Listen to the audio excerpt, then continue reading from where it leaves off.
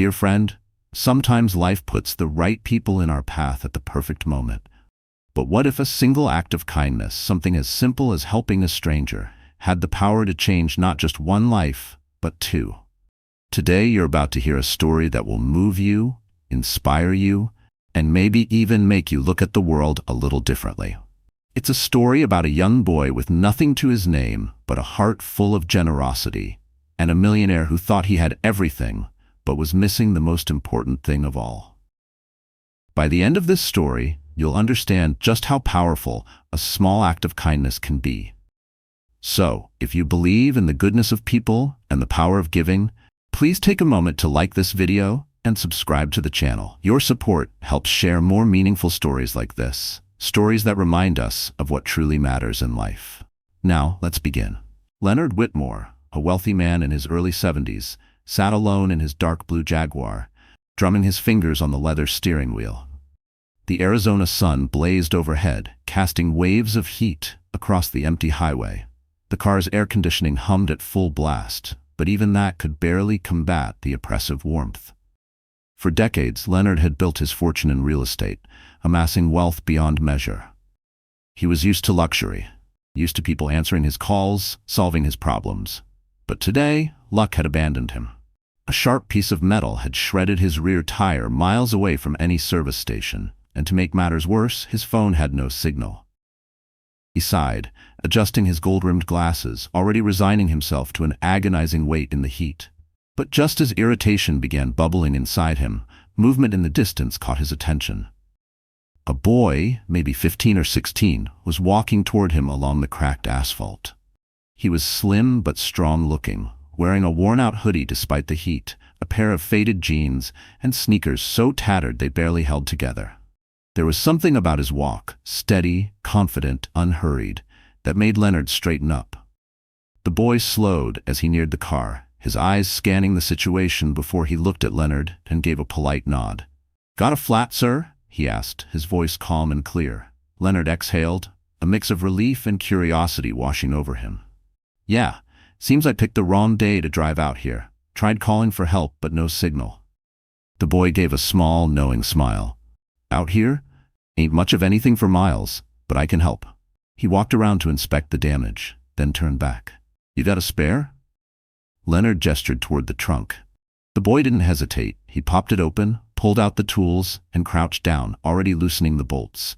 Leonard watched, slightly astonished at the boy's efficiency. His hands worked with a quiet precision that suggested this wasn't the first time he had done this. "You do this often?" Leonard asked, stepping out of the car to get a better look. The boy chuckled, wiping sweat from his forehead with the back of his arm. "My grandpa taught me last summer. Says a man should know how to take care of his own wheels." There was a certainty in his voice that struck Leonard. The boy didn't talk much, didn't boast, didn't seek praise. He just worked, focused on the task at hand. It had been a long time since Leonard had met someone so self-sufficient, so unbothered by expectation. Minutes passed, and soon enough, the job was done. The boy stood, stretching his back, then wiped his greasy hands on his jeans. "All set," he said simply, offering a small smile.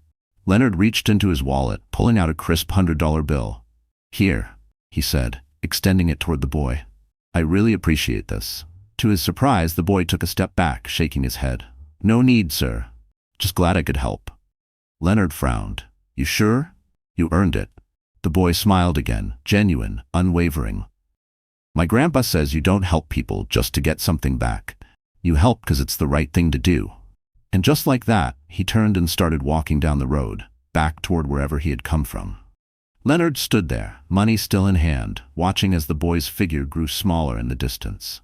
He felt something unexpected, a deep, unsettling awareness settling in his chest. For years, his world had revolved around transactions. Deals, negotiations, favors, everything had a price, an expectation. But this boy had given his time and effort without wanting anything in return. Leonard slipped the bill back into his wallet and climbed into his car. But as he started the engine and pulled onto the road, he realized his thoughts kept circling back to the boy. Who was he? Where did he come from? What kind of person refuses money when it's freely offered? That night, back at his estate, Leonard sat in his grand study, a glass of whiskey in hand. The house around him was quiet, save for the occasional creak of the old oak floors. He had everything: a mansion, investments, luxury cars, but somehow, sitting there alone, he felt small. His mind kept replaying the moment the boy turned down the money. That simple refusal had shaken something inside him, something he hadn't felt in years, and he couldn't let it go. He needed to find that boy. Leonard Whitmore barely slept that night. No matter how much he tried to push the thought aside, the image of the boy walking away, humble, self-assured, refusing money, lingered in his mind. The next morning, he found himself doing something completely out of character. Instead of diving into emails or checking on his stock portfolio, he grabbed his car keys and headed back toward the stretch of highway where the encounter had happened. He didn't have a plan. He just knew he needed to find the boy. For hours, Leonard drove up and down the road, stopping at gas stations and small diners, asking anyone who would listen if they had seen a teenager matching the description. Most shrugged, uninterested. He was beginning to lose hope when an older woman behind the counter at a roadside cafe wiped her hands on her apron and said, "Sounds like you're talking about Marcus." Leonard's heart jumped. "Marcus?" She nodded. "Good kid. Always helping folks around here. Lives with his mama in a little town called Dry Creek, not far from here, maybe an hour west." Leonard thanked her and left a generous tip before heading to his car, his mind racing. As he drove, questions swirled in his head. What kind of life did Marcus have? What kind of family raised someone with that level of selflessness? Dry Creek was small, barely a dot on the map. The streets were lined with modest houses, old pickup trucks parked in gravel driveways, and kids riding rusty bikes along the sidewalks. He asked around, and eventually, an old man sitting on his porch pointed him toward a weathered house at the end of the street. The place was humble but well kept. The wooden porch sagged slightly, and the white paint on the siding was peeling in places, but it had a certain warmth to it. Leonard hesitated for a moment before knocking on the door. It opened a few seconds later, revealing a woman in her early 40s. She had tired eyes, but a kind face, her dark curls pulled back into a messy bun. She looked him up and down, clearly wary of the well-dressed stranger standing on her porch. "Can I help you?" she asked. Leonard cleared his throat. "Good morning, ma'am. My name is Leonard Whitmore. I believe I met your son yesterday. Marcus, right? He helped me with a flat tire and I wanted to thank him properly." Her expression softened instantly. "That sounds like my Marcus," she said with a small smile. "Always helping somebody." She stepped aside, motioning for him to come in. "He's out back working on the fence. You're welcome to wait." Leonard stepped inside, taking in the small but cozy living room. The furniture was old but clean, the walls decorated with family photos and a few hand-drawn pictures that looked like they were made by a younger Marcus. It was a far cry from his own mansion, filled with expensive art and lifeless decor. Yet this place felt warmer, more alive. He followed her out back, where Marcus was hammering a loose board into place on the fence. The boy looked up, surprise flickering across his face before he wiped his hands on his jeans and grinned. "Hey, mister," he said. "What are you doing here?" Leonard smiled, feeling oddly nervous. "I wanted to thank you again. You helped me when I really needed it, and I couldn't stop thinking about it." Marcus shrugged, his expression easy and genuine. It wasn't a big deal. But to Leonard, it was, and he was determined to show it. "I don't think you realize how rare what you did is," Leonard said, stepping closer. "People don't usually help strangers without expecting something in return." Marcus tilted his head slightly, as if the thought had never even occurred to him. "I don't see it like that," he said. "If someone needs help and I can do it, why wouldn't I?" Leonard was struck by the simplicity of the boy's logic. He looked past Marcus to the yard. The fence was patched together with mismatched wood, the grass uneven and sparse. Behind the house, an old swing set leaned precariously, its chains rusted and broken. They didn't have much, but they made do. Marcus's mother stepped onto the porch, wiping her hands on a dish towel. "Marcus, you better come inside and wash up before lunch," she called. Then her eyes shifted to Leonard. "Would you care to join us? It's nothing fancy, but you're welcome." Leonard hesitated. He couldn't remember the last time someone had invited him into their home so openly. The sincerity in her voice left him no room for excuses. "I'd like that," he said. Inside, the kitchen smelled of freshly baked cornbread and roasted chicken. The table was small, surrounded by mismatched chairs, but it was set with care. Marcus washed his hands at the sink and joined them, his easy smile never faltering. As they ate, Marcus talked about school, his love for fixing things, and his dream of becoming an engineer. His mother shared stories about the community, speaking with quiet pride about how folks looked out for each other. Leonard listened intently, feeling something he hadn't in years: connection. Pause for a moment.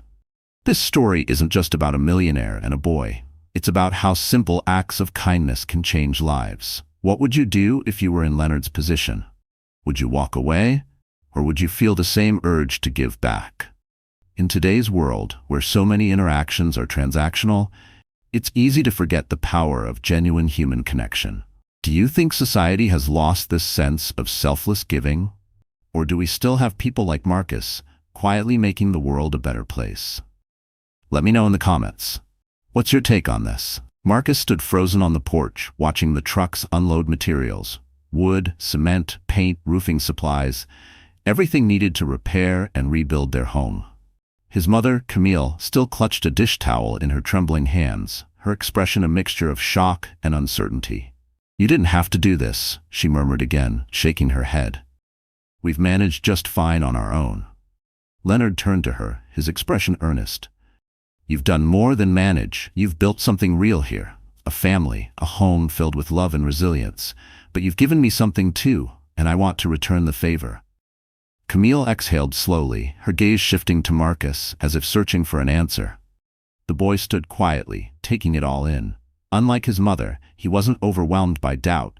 He was studying the situation, processing it. Finally, he turned to Leonard. "What's the catch?" Marcus asked, his voice steady. Leonard chuckled, not in amusement, but in admiration. The boy was sharp. He wasn't someone who accepted things blindly. "No catch," Leonard said. "Just one man trying to do the right thing." Marcus held his gaze for a long moment before nodding. "All right," he said. "But I want to help." Leonard grinned. "I was hoping you'd say that." The next few weeks were a whirlwind of activity. Workers arrived daily, tearing down rotting beams, fixing the sagging porch, replacing worn-out pipes. Marcus was in the thick of it, refusing to sit idly by. He carried wood planks, swept debris, and peppered the workers with questions about tools and construction techniques. One day, as Marcus stood watching a carpenter measure a beam, Leonard walked up beside him. "You really like this kind of work, don't you?" he asked. Marcus nodded. "I like building things, making something strong out of nothing." Leonard studied him for a moment, considering his words. "You ever think about what you want to do in the future?" Marcus shrugged. "I'd love to be an engineer one day. Maybe design buildings, bridges, something that lasts." Leonard smiled. "That's a good dream." He didn't say anything else, but an idea was already forming in his mind.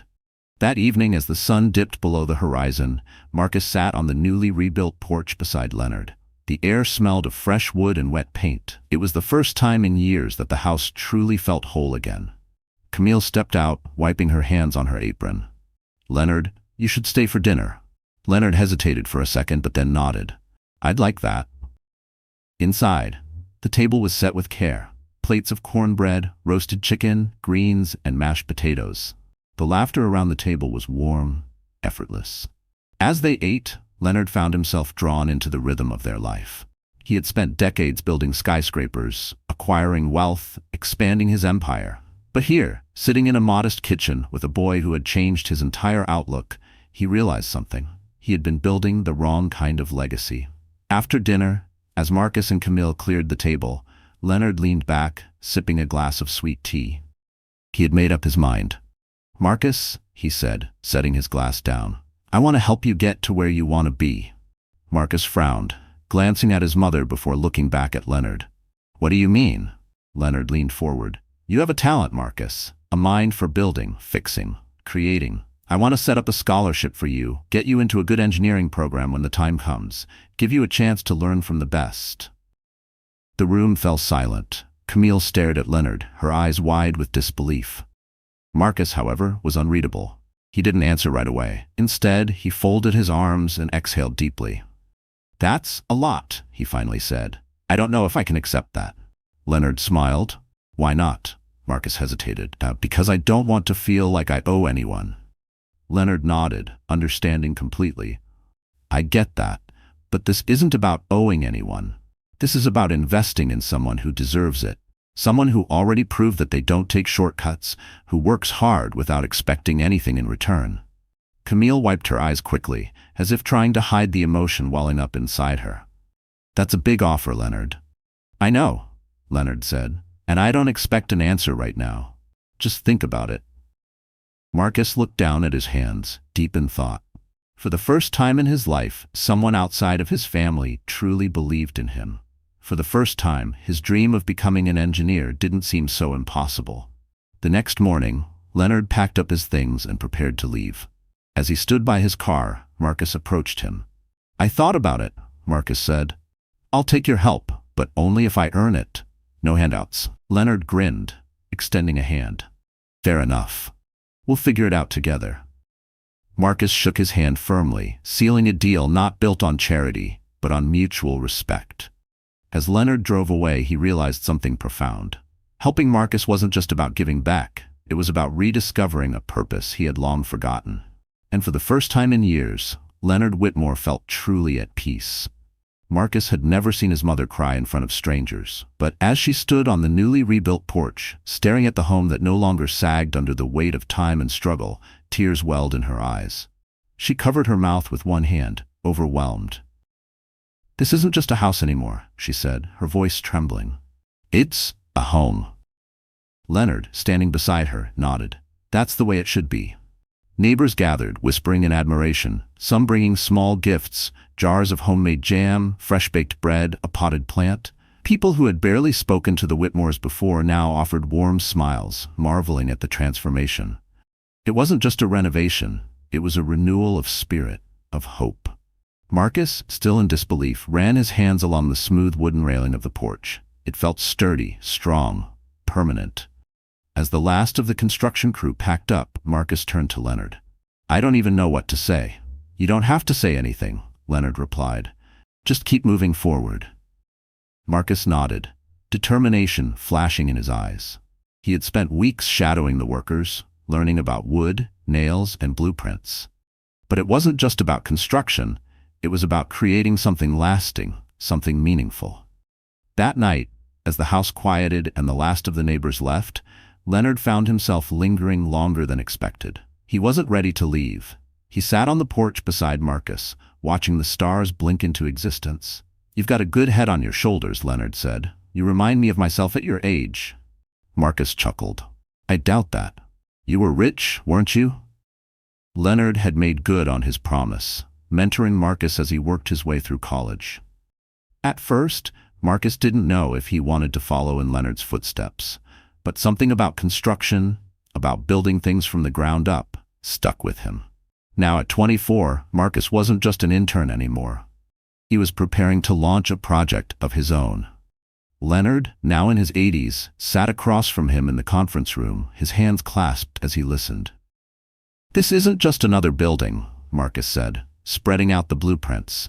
"It's affordable housing, quality homes for people who need them. I want to build something that lasts, just like you built something for me." Leonard studied the plans, pride swelling in his chest. He had spent a lifetime accumulating wealth, but nothing had ever felt as fulfilling as this moment. "This is good work, Marcus," he said. "You're going to change lives." Marcus met his gaze. "I learned from the best." They sat in silence for a moment, both men reflecting on the journey that had led them here. From a dusty road in Arizona to a towering skyscraper in the heart of the city, their paths had intertwined in ways neither could have predicted. Marcus had once believed that small acts of kindness didn't change the world. But now, as he prepared to break ground on a project that would give families a place to call home, he knew better. They did. Leonard had made good on his promise, mentoring Marcus as he worked his way through college. At first, Marcus didn't know if he wanted to follow in Leonard's footsteps, but something about construction, about building things from the ground up, stuck with him. Now at 24, Marcus wasn't just an intern anymore. He was preparing to launch a project of his own. Leonard, now in his 80s, sat across from him in the conference room, his hands clasped as he listened. "This isn't just another building," Marcus said, spreading out the blueprints. "It's affordable housing, quality homes for people who need them. I want to build something that lasts, just like you built something for me." Leonard studied the plans, pride swelling in his chest. He had spent a lifetime accumulating wealth, but nothing had ever felt as fulfilling as this moment. "This is good work, Marcus," he said. "You're going to change lives." Marcus met his gaze. "I learned from the best." They sat in silence for a moment, both men reflecting on the journey that had led them here. From a dusty road in Arizona to a towering skyscraper in the heart of the city, their paths had intertwined in ways neither could have predicted. Marcus had once believed that small acts of kindness didn't change the world. But now, as he prepared to break ground on a project that would give families a place to call home, he knew better. They did. Life has a way of bringing people together in the most unexpected ways. What started as a simple act of kindness, a boy helping a stranded millionaire, became the turning point in both of their lives. Marcus never expected anything in return when he helped Leonard change that flat tire. He did it because it was the right thing to do. But that small moment set off a chain reaction, proving that kindness never goes unnoticed. Leonard, a man who had spent his life chasing wealth, found something money could never buy: a sense of purpose. And Marcus, a boy who once believed success was out of reach, was given an opportunity to change his future. But what mattered most was that he earned it, proving that determination, hard work, and integrity will always lead to something greater. This story reminds us of an important truth. One small action can change everything. We often think that making a difference requires grand gestures or endless resources. But sometimes all it takes is showing up, lending a hand, and believing in someone when they need it most.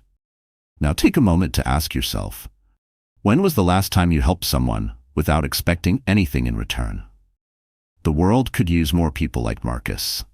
And maybe, just maybe, you have the power to change someone's life without even realizing it. If this story touched your heart, don't forget to like this video and subscribe to the channel. Your support helps share more meaningful stories that remind us of what truly matters in life. And if you've ever experienced a moment like this, share your thoughts in the comments. I'd love to hear your story. Because at the end of the day, it's not about what we have, it's about what we give.